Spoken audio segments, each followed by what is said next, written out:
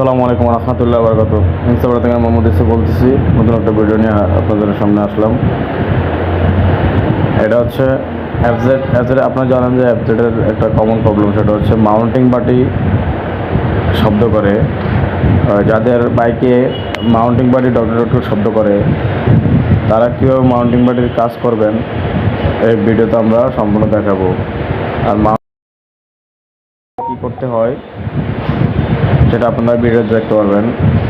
তো আপনারা যারা এটা শব্দ হওয়ার মূল কারণ হচ্ছে আপনারা যারা ডাউন শিফট করেন, বা আপনারা যারা বাইক আপনার হচ্ছে হাফ ক্লাসে আপনার হচ্ছে গিয়ার শিফটিং করেন, বা অনেকে আপনার হচ্ছে কী করে ক্লাস অর্ধেক ধরে আপনার হচ্ছে গিয়ার খুবই প্রেশার দিয়ে গিয়ারটা পালায়, তাদের ক্ষেত্রে এই বাড়িটা খুবই দ্রুত আপনার হচ্ছে মাউন্টিংটা নষ্ট হয়ে যায়। কারণ হচ্ছে আপনার প্রপারলি যদি ক্লাস না ধরেন, সেক্ষেত্রে আপনার